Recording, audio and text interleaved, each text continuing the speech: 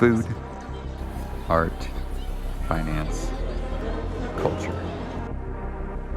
Japan, a utopian state on the verge of a crypto revolution. The problem is, you'll never understand it.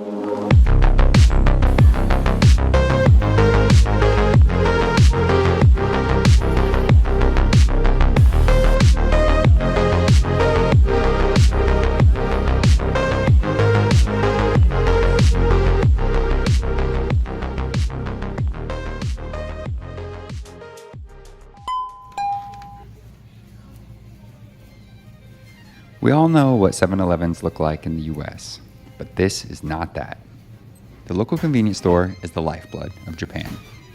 It's a place of grace, aesthetics, and style. They serve fresh food, and it's actually good. A $77 billion a year industry that served 16 billion customers last year alone. Japan values the local mini mart the way they've always valued beautiful things. Clean UI, cheap, and ruthlessly efficient. This is something we will never understand. I just got off a 13-hour flight and I am cooked. So the first thing I do when I get to Japan is hit up a Lawson's or 7-Eleven and get my staple egg salad sandwich, which is just a fluffy pillow pocket of goodness, right? Convenience store culture is amazing because it's fast and cheap. When we lived in Asia, we would eat here like 3 times a week in either, Lawson's or 7-Eleven or Family Mart. It's just something that you do. Here's the thing. No one knows what's going on in Japan. If you're a foreigner and you are in crypto, you have no idea what's happening in crypto culture, crypto community here in Japan. So we're here to meet with a few people. We're here to meet with Armani. We're here to meet with Super Team Japan. And we're gonna kind of figure out what is happening here, what the community looks like, is it growing, and what markets the Japanese crypto traders or just crypto enthusiasts are interested in. Japanese government, Liberal Democratic Party, the leading party, they are embracing Web3 and crypto, right? So they want to,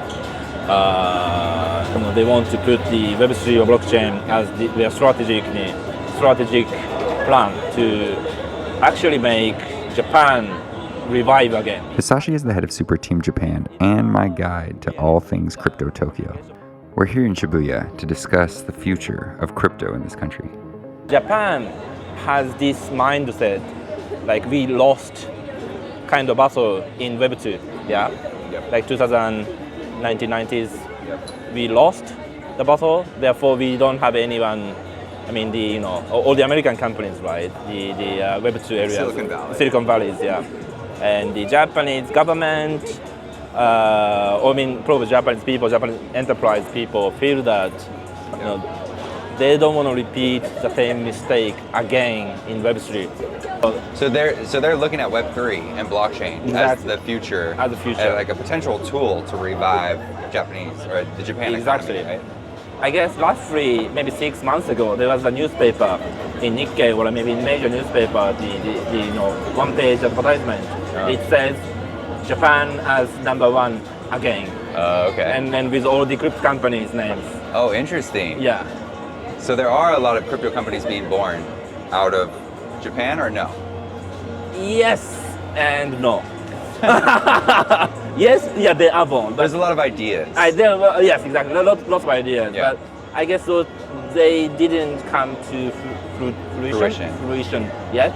Lots of ideas, and lots of the Japanese enterprises moving into the Web3. So they're having R&D teams and researching a lot about Web3. So I've heard. Where is crypto going to be in Japan in a year, 2 years, 5 years? Do you think the government loosens up? Do you think this place accepts crypto in 5 years? That's potentially, of course. But I guess the biggest thing that the government has to change is tax. There is currently 55% tax on capital gain. They have to change that, and I think they are going to change that in hopefully this year. Really? Hopefully. That's surprising. Because once the government gets their hands on tax, I know. they don't give it back. Yes. It's very rare. Yes. The other thing we've been talking about with people is the convenience store culture here in Japan and Asia in general, but Japan is like much different from the States, right? Like you don't eat food at 7-Eleven in America. You might die. But here in Japan, it's like, it's the best. It's super good. Do you eat there regularly? Yes. See? I mean, almost every day. I was eating. No. I mean, I was having a call like late night yesterday, and I didn't have time to eat dinner properly. I just went to 7-Eleven and got some noodles and onigiri, sandwiches. It's so good. Yeah. So I think Fried chicken. Who has the best fried chicken though? I think Lawson. He said Lawson. Well, you said Family Mart. Family Mart is good as well. It's early, it's raining, I'm still jet lagged, and we're off to talk to Armani. But first, coffee.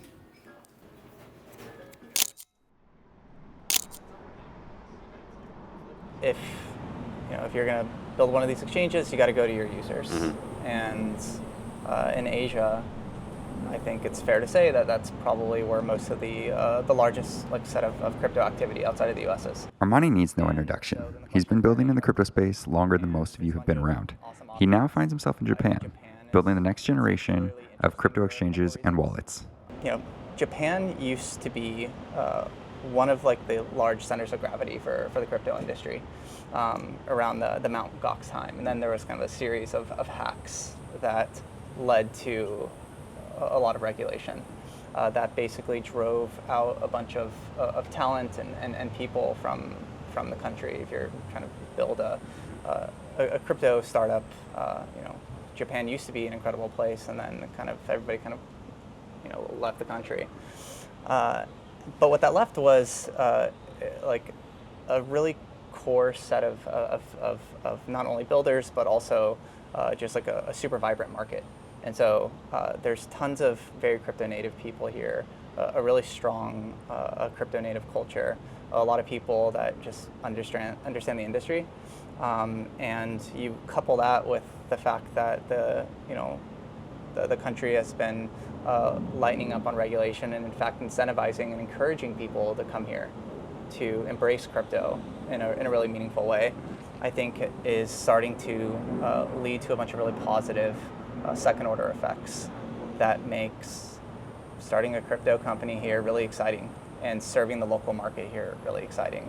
Actually, one of the points of this whole kind of film we're making here is to understand the community a little bit better, the Japanese community, because to an outsider, to a foreigner, Japan is somewhat of a black box when it comes to markets, right? So can you maybe shed some light on that since you've been here now for a while? What does the community look like? What are they interested in? Are they interested in DeFi? Do they use DEXs? That type of thing. I mean, it's really hard to generalize. Yeah. But I can tell you from the backpack perspective, I think one of the key differences between the West and the East, not that Japan generalizes to the entire East, but I think one of the key differences is in the West in particular, you have this really strong mindset, especially in capital markets, where it's all about the Warren Buffett mindset, right? Where it's buy and hold. It's all about innovation. It's all about dreaming big, and it's less about, I think, at least culturally speaking, flipping things for profit or active trading, and much more about what are the kind of long-term sustainable kind of businesses that I can circle my life around, whether it's from the perspective of a capital allocator or an entrepreneur or an engineer that wants to work at a startup. I think in Asia, there's much more of an active trader mind. I think from the product side, people really love to trade markets. People really love to find alpha, and so I think that's one pretty kind of interesting distinction. But then if you drill down into Japan in particular, it's actually much closer to the US, where it's much closer to, it's all about the mobile app, and it's all about spot, and it's all about simple buying and selling, and less so about advanced Derivative products. derivative products, for example. I want to ask you a few like more fun questions that came from the community because I asked Sure. them what they wanted to hear from you, and they had basically two questions. Okay. And one was, do you watch anime? And if so, which ones? So I would not describe myself as an anime fan, although we do have a couple anime lovers on the team. I think, you know, if I had to pick an anime, got to go with like one of the classics, like Naruto. Like, Okay. It's a, you know, it's Yeah, there you go. no-brainer. Yeah. Yeah. Okay. Perfect. That's a good. I mean, it's a good answer. This was Atsushi's answer as well. And the other question they wanted to know was, you know, you've been living in Tokyo for a while. Where do you eat? What's your favorite foods here? Oh, great I mean, question. Tokyo, Yeah. it's a foodie city, right? Yeah, There's a lot of good totally, food here. Totally. So the honest to God answer of where do I eat? It's McDonald's, isn't it? I was gonna say 7-Eleven, but yeah. Tuna mayo, onigiri, and some fried chicken. Oh man, it's the best. It's the best. Yeah. Mix it in with a Coca-Cola and living the dream. Yeah. 100%. So there's a 7-Eleven right next to the office, and it's purely out of convenience. Yeah. It's I'm not proud of it, but it's certainly. I tell myself that, you know, the 7-Elevens are just, it's such a stark contrast relative to the 7-Elevens in the U.S. that it's, you know, I got to take advantage of it.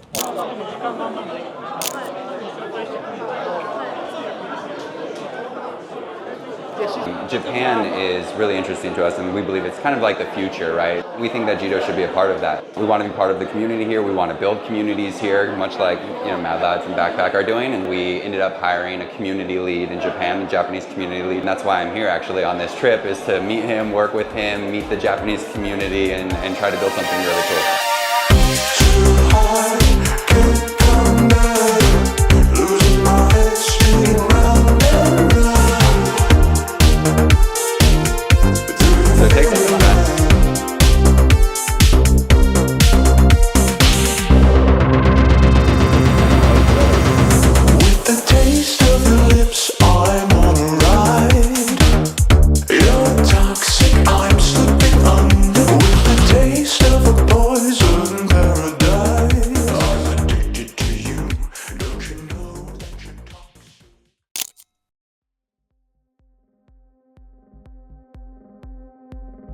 One last trip to where it all started for me. I've been here many times.